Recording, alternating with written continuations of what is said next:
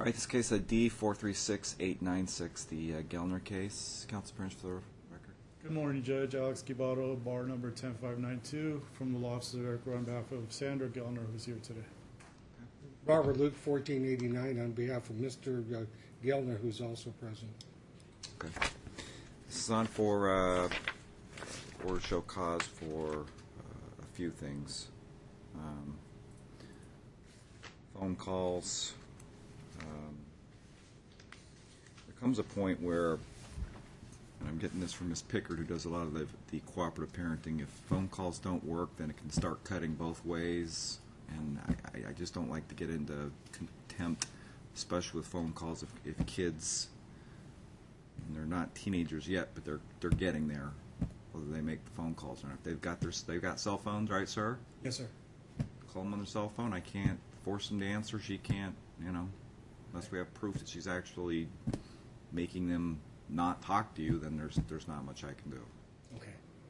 No, I understand that he makes a point of making sure they talk to Mom. We would just ask for the same consideration, and a lot of times that we see that as more of an excuse than anything, because, well, the kids don't want to, therefore I won't make them. And so for what it's worth, I understand. Like you said, Judge, what can she do? Hold the phone to their ear? I mean, she can't do that. She does try to facilitate it. She says, look, call your dad. But they don't do it. That's all that she can do is... For the courtesy of trying to, I guess. And I guess if not, then he'll stop doing the courtesy of, they're saying he facilitates it for them, then he can, I guess... She does too. That's what I'm saying. Again, I think I'm going to get into worst case scenario. They see each other regularly enough where he sees the kids Friday through Sunday. If there's 4 days of no phone contact, there ends up being 4 days, and she gets 3 days of no phone contact. Or every other weekend. Every weekend. She has 1 weekend a month. Okay. Apparently, I know there was an issue about the swim team. When going back through, I don't know if that was really turned into an order. Regardless, she indicates kids are back on the swim team right now, right?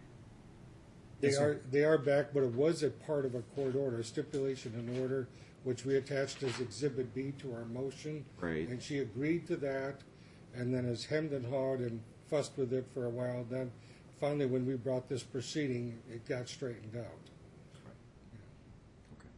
Probably not doing that other than... It's not that she's hemmed and hawed. It's the kid wants to do soccer. They're trying to persuade her to do swim. I don't know if that's the right thing to do. If I was a kid, I wouldn't want to be compelled to do something that I didn't want to do, especially swim. I mean, I'd rather play soccer.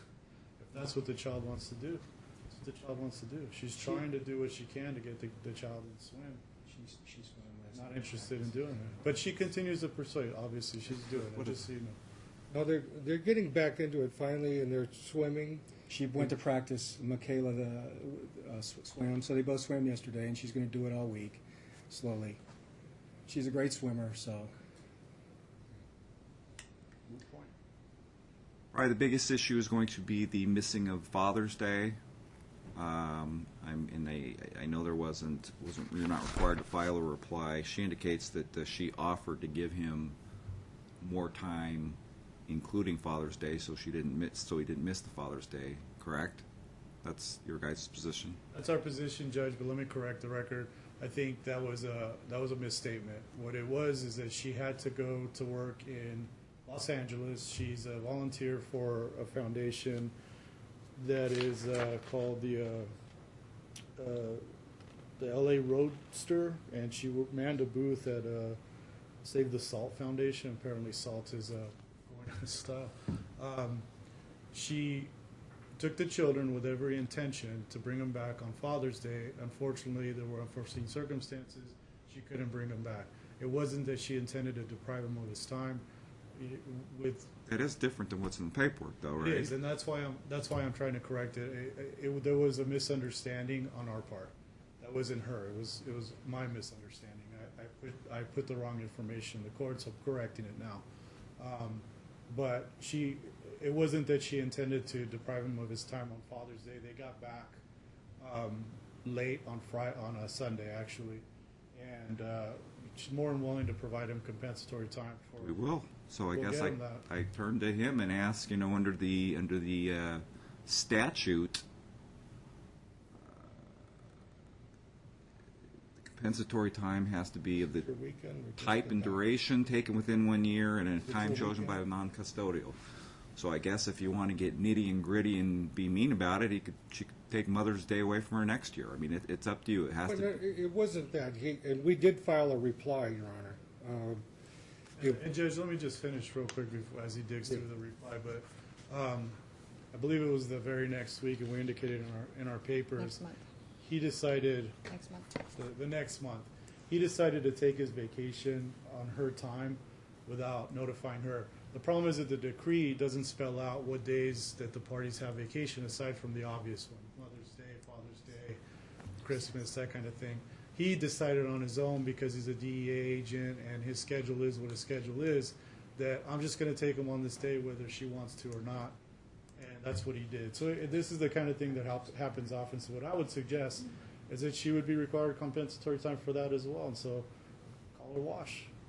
Well, number one, we rebutted that in the reply that we filed on Monday. We just got the opposition Friday afternoon, and I was out of town. So we prepared and rushed through and filed a response on Monday afternoon. Whatnot. The opposition was faxed to me September 5, Friday, in the morning, and that's the first my staff saw it. I wasn't even here. So we filed an opposition indicating that that's not the case at all.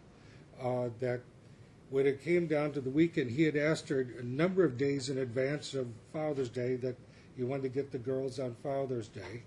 And when he talked to her, then he sent her a text message, an email. Email, was it? Yeah, in June about her vacation schedule. Well, no, but I'm talking about the Father's Oh, Day. yeah, yeah. He sent her an Send her email emails, on yeah. the Friday before and heard nothing, and then finds out that she's out of town in California with the girls. It was her time. And we've already conceded that he missed that time, Judge. We're not Right. disputing that. Right.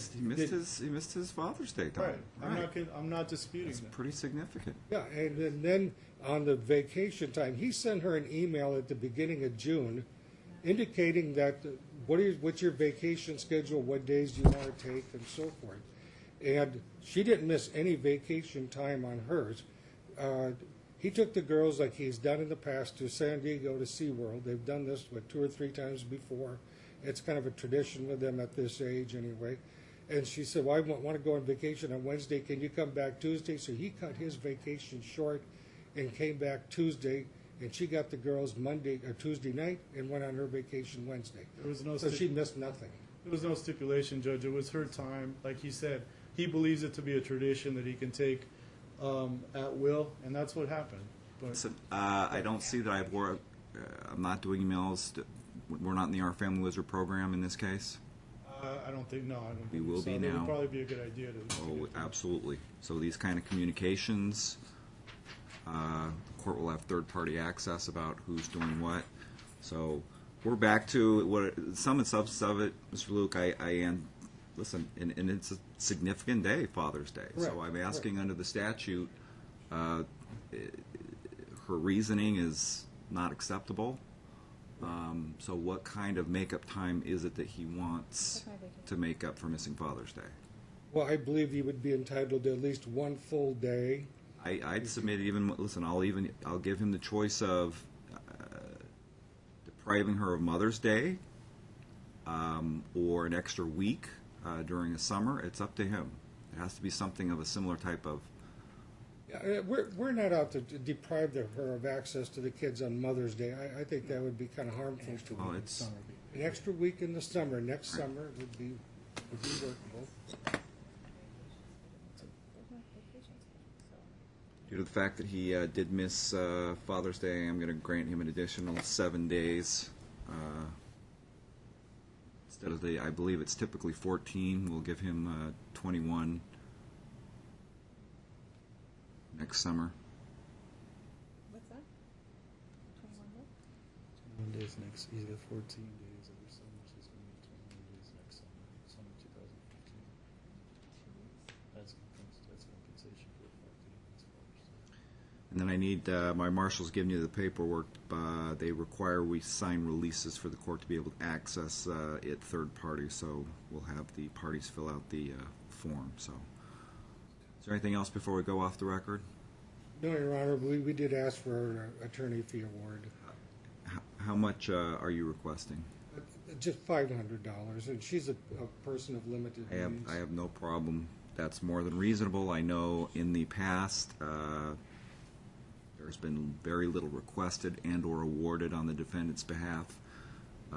Considering the Miller factors, you are the prevailing party, so I'll go ahead and grant that, and you can reduce that amount to judgment. Judge, I'll just note, Judge, that I don't believe that either Ms. Geldner or myself received a letter pursuant to 511. I think these are issues that could have been resolved without a hearing.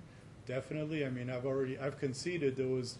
And I've had this discussion with a lot of people, and I don't know that I've looked at the new way that they've crafted 511. 511 says you just try to do it before the hearing, which means literally.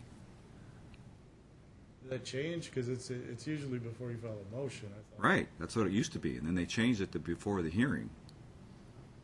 Keep changing these rules. Don't they? And I would hope that they change it back. That's always been my pitch, that they change it back. But and the way that it is right now, it's before the hearing, which literally means if you hardline look at that rule, as you're walking in the door, turn to counsel and say, "Can we work this out?" He says no, then you've satisfied 511 as it is. Well, that would be incumbent upon him to do that, though, because it's his motion, I think. And it's the same thing. whether It was cuts before- both ways. You could have done that before you filed a opposition counter motion. Once the motion was filed, I have 10 days to respond, Judge. I mean, where you put me in a position where We it's served like, the order to show cause at the end of July.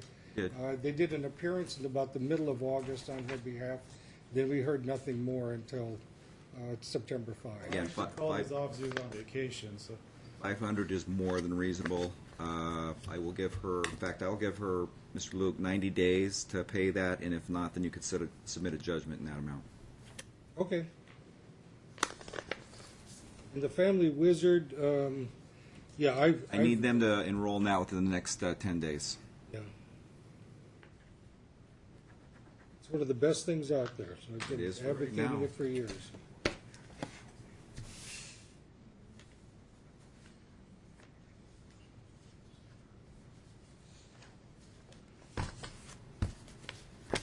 So just to clarify, she has 90 days to pay $500, or it's reduced? Yeah, otherwise it's reduced to a judgment, so there's not a judgment against her. She might want to just pay that voluntarily.